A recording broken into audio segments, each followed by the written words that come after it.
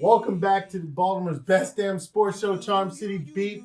We are back on the table. Ross, Duane, myself. Let's get to it. All of my peers is threatened by me. I could tell, I could see jealousy living in need. These niggas shit cause I won't quit. They stuck So in the after a sea. crazy week of free agency, things have finally calmed down and we can finally take some time to take a look at least at this point, what we have. But we can also talk about some other teams, for example. Let's just get it out the way. Let's just talk about the elephant in the room, the brown elephant in the room, the Browns. What the hell? It's like somebody took a Madden franchise, put it on rookie mode, and got all these crazy signings and trades, and finally have this like all-star team of a team that wears shitty-ass jerseys. Like, it makes no sense. What the hell is going on? I'm terrified. What are your thoughts? I think they've won the offseason so far. Yep. But I said it last week, and I'll say it again. Teams that win the offseason rarely win in the regular season. Not forget, they did only go 7-8-1 last year. Yeah. They how many games at the start of the year did end going to overtime? As a popular coach once said, if you want to crown them, crown their asses. But I'm telling you, we need to see how this season goes. I agree. And the Ravens defense, after we had so many losses, it did get better last week. And we're going to talk about that, actually. But let's start talking about the people we did sign, because we made some pretty big signings, especially in Earl Thomas. Now, the Ravens are taking a risk. Earl Thomas is coming back from an injury, and they paid him a pretty penny. Yeah. How much of a risk is it, and how much reward will we get? We're getting everything he has because we did what Seattle did not do to him. Commit to him. Yeah. He said that if you watch his opening press conference, he said, what are the Ravens going to give me? Everything, because they're giving everything to me. Yeah. They gave him a contract. They gave him money. There's a reason his last image in the Seattle jersey was him getting in the car on the field, flipping the one-finger salute to the Seattle sideline. He's like, you didn't give me a contract. I came back and played on franchise tag. Look what it did. And that gave me perfect reason why I was like, that's why I was agreed with Le'Veon that whole offseason. He didn't get hurt. Yeah. No. Yeah. And I will say, regardless, he's going to bounce back from the injury, but he's an upgrade from Eric Weddle. I mean, 100%. as much as I love Eric Weddle, I love the leadership that he brings, but there's no reason that Earl Thomas can't be a leader. And you know what else I like? He's only 29. Yeah. He's not as old as a Weddle, and he's still got some. He's got some tread left on the tires. I think the deal worked out for both sides. I think Earl Thomas got a fair deal, and the Ravens did too. Yeah. It's not gonna put him in cap hell. Nope. It's not gonna, down the road, maybe in 2 years, if they decide, hey, you know what, it's time to cut it. Yeah. I mean, we'll see. I think he'll be here for 4 years and maybe longer. Yeah. But I just, again, it was a solid signing, a solid move after all the losses that we had on defense in particular. This just made up for a pretty shitty week for the Ravens. Yeah, we were looking pretty desperate there for a second, and it was funny actually. I was reading about Earl Thomas, and apparently the Browns were going after him. The Browns were going after him hard. And let's be honest here: when you have the Browns who have OBJ, you need someone to defend him. There's Earl Thomas. He actually said, I forgot who he told them. Well, I know he's going to go to He Kansas was about City. to sign somewhere, and all of a sudden, his agent called and said, hey, the Ravens just made you a legitimate deal. He's like, oh, okay. He was about to just bet on himself for a year. He's like, oh, it doesn't look like I'm going to get anything I want. And then all of a sudden, it's like, hey, don't do that. Yeah. Ravens are calling. And what better, as a defender, who better to play for than a team with such a defensive legacy? Oh, yeah. I mean, honestly, let's think about it. He's got 4 years. He can make a name for himself here in Baltimore, just how he did in Seattle. Yeah. And I'm just excited to have him. But let's move on to the next pick, Mark Ingram. Now this one, again, a lot of people don't see where this fits in. I do. I do. I was saying this. But I think early on. I think the move has kind of grown on me, especially after I watched this press conference and again, I think the Ravens, we know what their game plan is going to be. It's going to be run the football. Yeah. And we'll talk about our next signing in a minute. But Mark Ingram, he's that smash mouth. He can catch out of the backfield if you need him to. I mean, I think he's ranked 3rd in the last few seasons of red zone scoring. Yeah. I mean, again, that's what you need. And when you get down inside the 5, you need touchdowns. You don't need, you don't need field goals. We got the best field goal kicker in the league, but we want touchdowns. We want to win games. His yards per carry have increased as he's gone on. And I think if we look at who we're pairing him with, Gus Edwards, and I think Kenny Dixon's going to have an improved role if he can stay healthy and not suspended. But there's a reason he's still on the team and they haven't given up on him because the guy has talent. So also, don't be surprised still if they get a running back. Oh, yeah. I was just reading before we started. Is that running back from Alabama the best still in play? I saw some of his highlights. He's a short guy. Boy, was he laying out some blocks. You know who else was short and who else helped us win the Super Bowl? And also, he does not have tread on the tires either. And they want the Ravens obviously want playmakers on offense. Yes. That is what they are going for. Again, we'll see what happens in the wide receiver market. Again, maybe wide receivers aren't a bigger priority this time because we're building the line and the running backs around the quarterback. Our offensive coordinator straight said he wants a stable running back. Everyone's thinking now Mark Ingram's here. What's that mean for Gus? Who's Mark? What's it mean? It doesn't mean a damn thing. He's going to still get the ball. Still going to be a committee. Share the load. And you know keep what? People healthy. Keep people with energy. The same way our defense had so much energy last half of the year because we ran the ball. Yep. And you can see that ideology being a big part of how the Ravens are literally doing their signing by signing Nick Boyle, who is one of the better blocking tight ends. Yeah. Now, I've said to you, the fact that they made a press conference, that they hyped this up, because when they did it, we were in contention for Le'Veon Bell. So it's like, oh shit, we got a press conference. Who the hell did we just sign?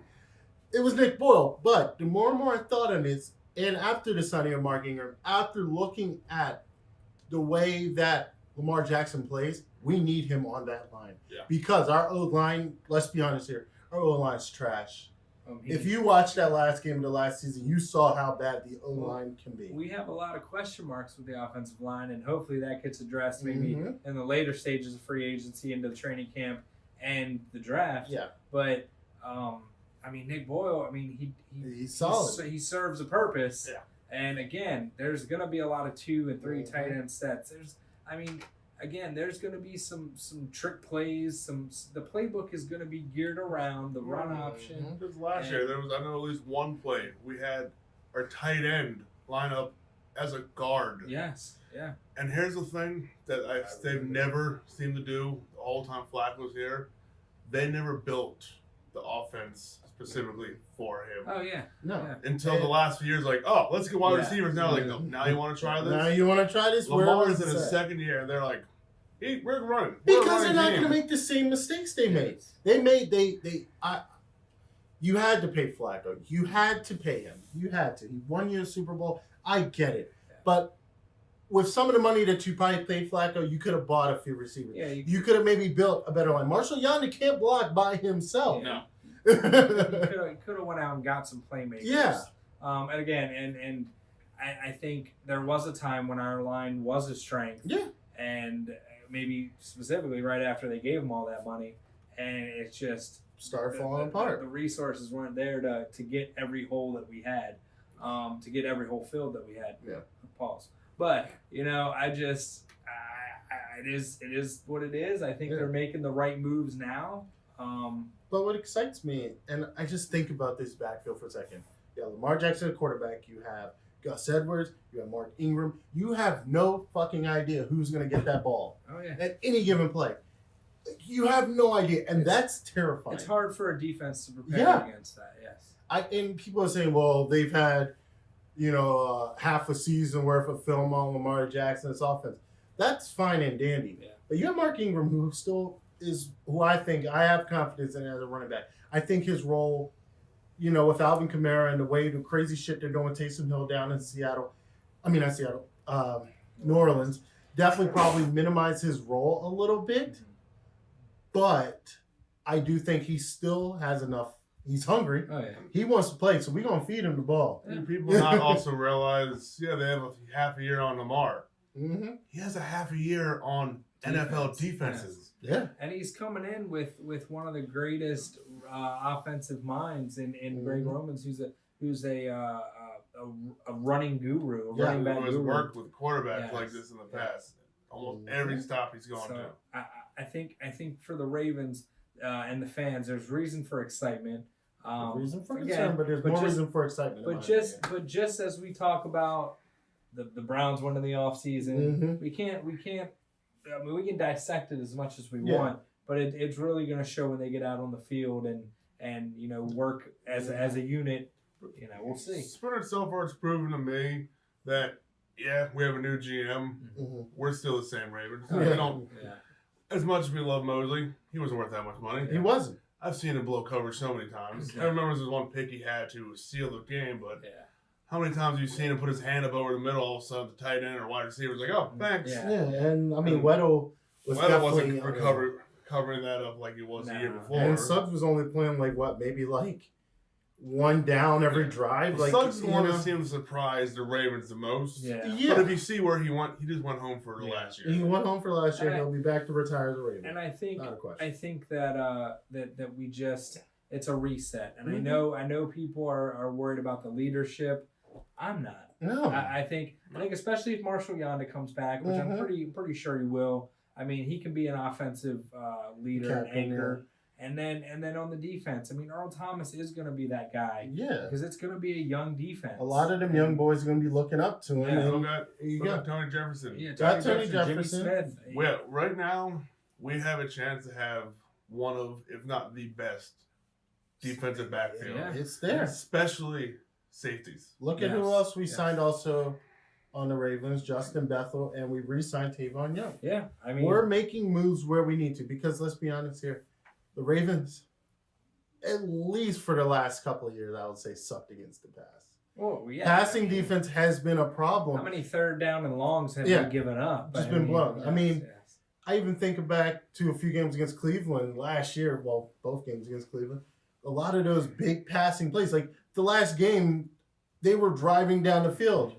Like we beat Kansas City if Mahomes doesn't roll out and chuck a 40-something yard pass up to Tyreek. Oh, yeah. Or the other one he threw to silent where Weddle hit him and he bounced off. Yeah. Now, I will say the Bethel, yes, he's a cornerback. It's more of a special teams. Yeah. Which the Ravens have had.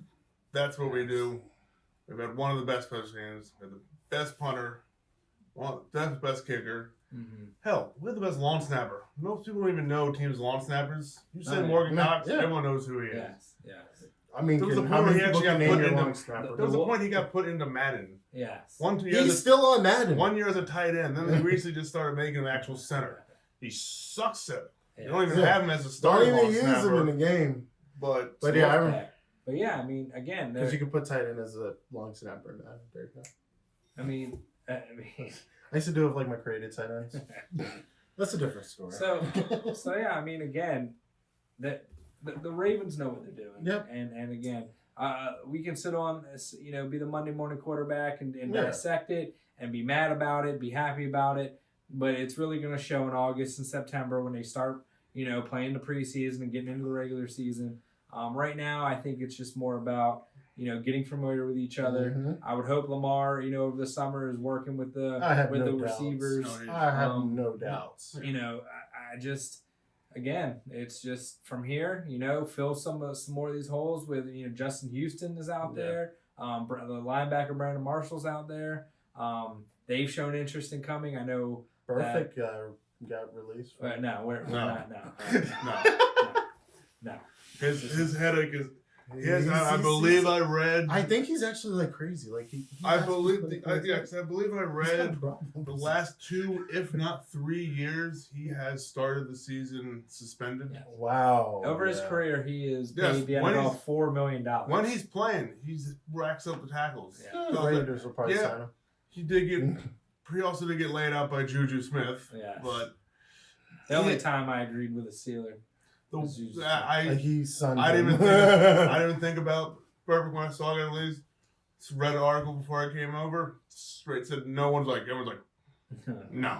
I don't care how much of a hole the Ravens have at middle linebacker. Yeah. They'd rather go with Kenny Young. Yes. Who's And- already proven he was a better pass coverage last year. Yes. He just needs to show, can he do 3 downs and play the run? Yes. I mean, we still got, what's his And name on Peanut. roster?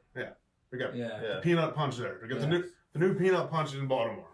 So we have a couple retirings, and Jerry Rosberg, special team coordinator, is retiring, and most importantly, Haloti Ngata, man climbed one of the highest mountains in Africa to announce his retirement. If that's not some boss ass shit, I don't know what is, with man. a sign. With a sign, like you climbed a fucking mountain. Like how dope is that, dude? I mean, it's tough, dude.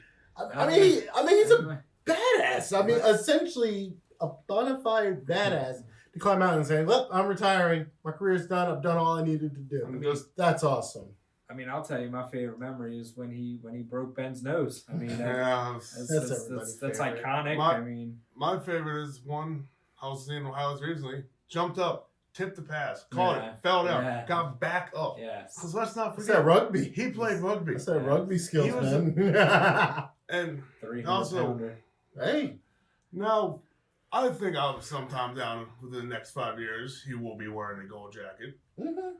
I wouldn't be surprised. Yeah. He was for a good 3 to 4 year stretch. He was the dominant nose tackle.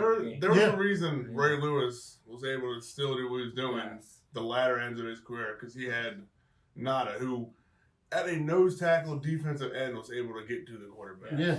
Yes. And I mean, he kept Ray Lewis very clean. I mean, essentially, for a lot of people don't understand this, and this is coming from a guy that played D-line, your essential job is to keep the linebackers clean and get to the running backs and the quarterback. That's your sole purpose.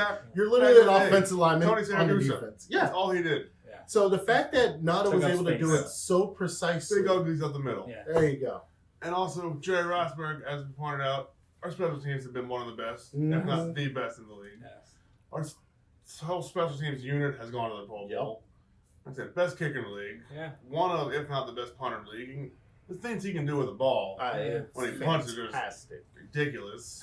It's just a credit again. It takes talent, of course, but good coaching. I mean, There's a reason that our special teams coach was our assistant head coach. Yeah. Not many special team coordinators on the sideline wearing a full headset. Yeah. I mean, and essentially, if you think about special teams, that's what got John Harbaugh the job. Yeah, So exactly. I mean, again, I think it's underrated, but Special team coordinator for the Eagles.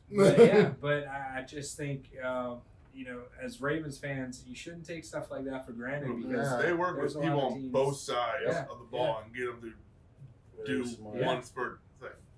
But, I think we can all say this has been an exciting all season so far. I had some serious doubts. I'm not going to lie. I had a few doubts when we first started booting half the damn team away. But then I realized it made sense financially. The signings that we picked make even more sense. And the people we had sitting on the bench learning under some of those veterans, they're ready to fire off. Ravens defense is not going to be an issue. I don't even think the offense will be that much of an issue, if at all. But let's get on around town. Of course, we know March Madness is here. And University of Maryland men's basketball team entered in at number 6. I mean, I personally think they got a good bracket, a good seed. I don't follow them as closely as I used to, but I mean they kind of played down to their competition a little bit this year, played up to the competition in some aspects, but I think they got a favorable seed. I think it's plausible for them to get to the Sweet 16. I think after that, I mean they'd have to play their hearts out. I think Michigan State is in that bracket. It's either Michigan or Michigan State. I'm not entirely sure, but I think it's plausible they get to the Sweet 16. I don't see them going any further, but again, you never know. Who knows? And then of course, women's basketball. Women's University of Maryland made it to the tourney. Their 3rd seed, right? And I mean, women just do what they do every year. It's a no-brainer. The women are going. I mean, this isn't even a surprise. I mean, Brenda Fries is a hell of a coach, and she's one of the greats. And the Maryland women are always in it. And again, it would be nice to bring a national championship. And Towson is women's basketball. They got in as a 16 seed, I believe. So, and I think they do have to play UConn. Oh boy. Well, it was nice. I don't know. Cousin. I don't know if Good they job. have. I don't know if they have a play-in game. Upset alert. If they don't, I know I might. If the winner, they might play UConn, or they might just outright play UConn.